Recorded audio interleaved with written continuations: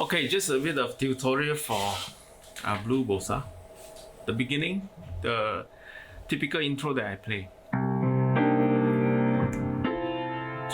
3. 2, 3. 2, 3.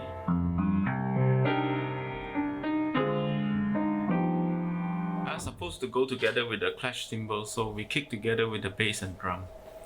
Now, for the chord progressions, basically what happened on the left hand is this one.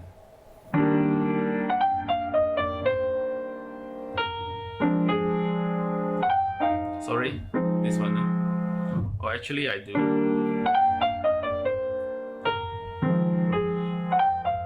Yeah.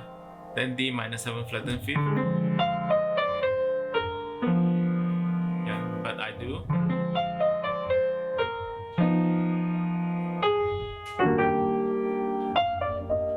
Right. Then come the modulation of 2, 5, 1 in another key. There's a D flat major 2, 5, 1. Yeah, then D flat major. Then come return to home key. Then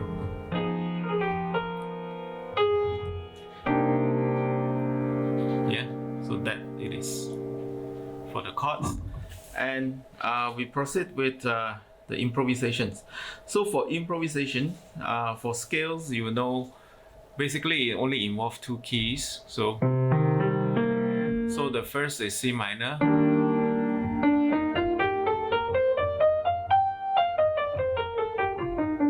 Yeah.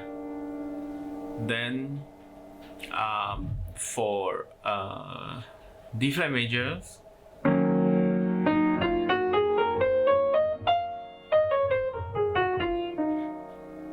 yeah. So you can practice with this scale. So for example,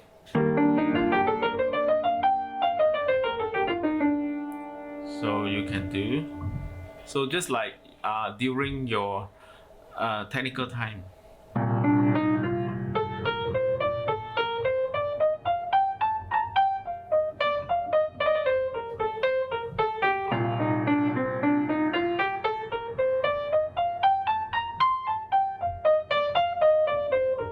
Right?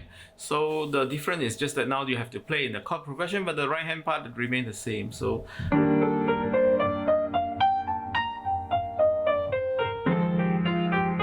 you need to put the A flat for the F.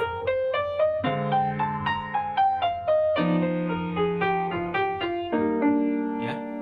So for F minor 7 and G7 and D minor 7 flattened 5th, the A flat is necessary. And then you can also do triplets.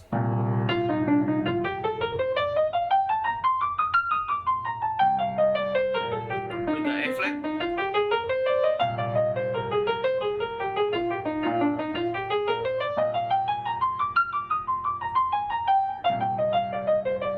So put into context.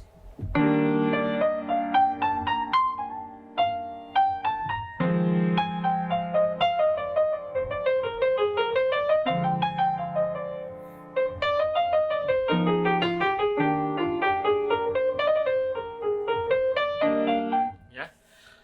So in the solos, I also put in 16 notes. So yeah.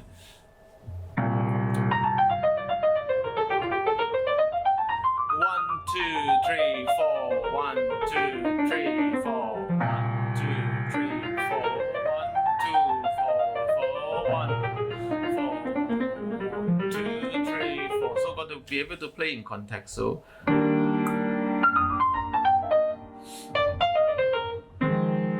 3.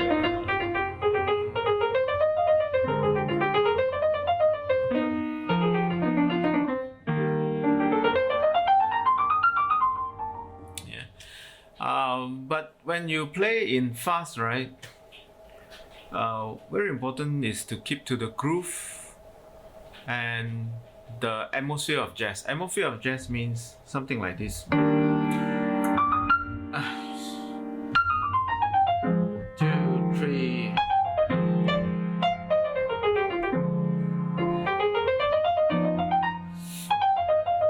the spirit of trying error, put your passion in it, and that actually is better than this.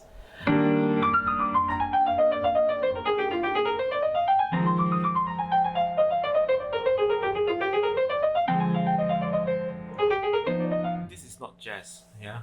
Technically it could be wonderful, but it pleased no one. So the second part of is the D flat major things. You can do the same.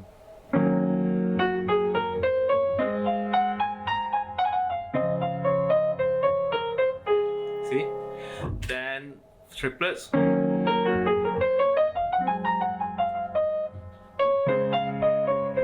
Of course, semiquiver.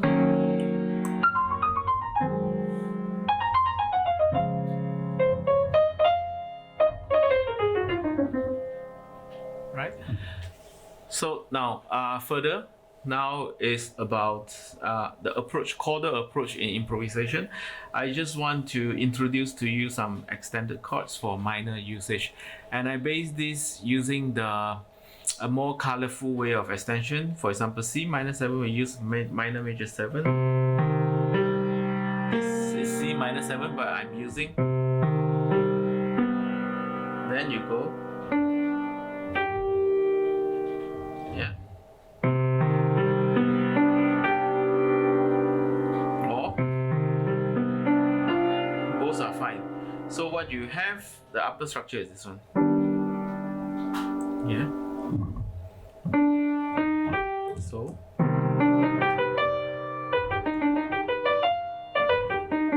So you make use of this in your solo, not just the chord. So 2, 3, 4. You can see this.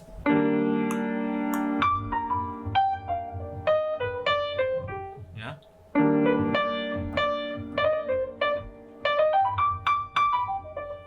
So that's how you do. This is the.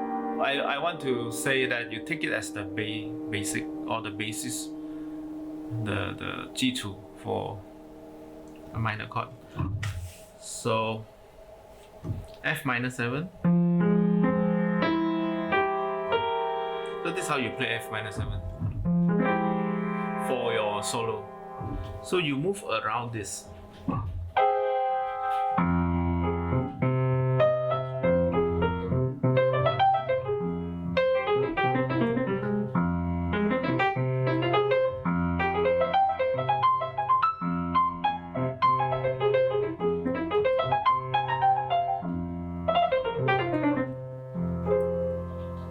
So this appear in the solo many times. Okay, now some chordal passage for solos, because we are chord instruments. So in the solo we can build up and we can play ensembles, something like this.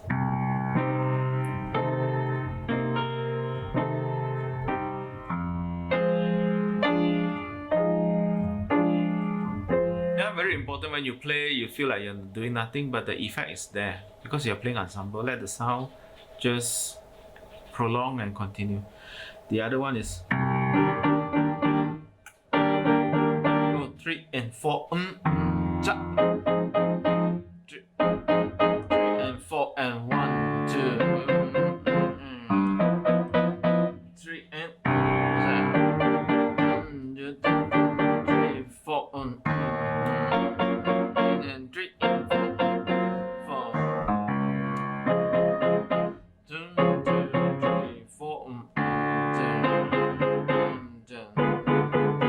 4. So these are some of the ideas that you can use. You don't have to play exactly, but what I have been giving you is first approaching solo, the first round, play some catchy melodies, something like.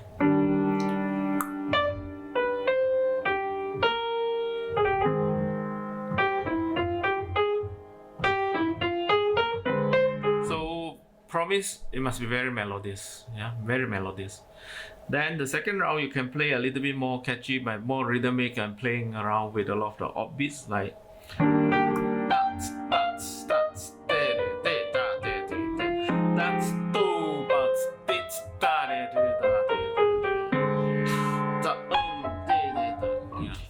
Right?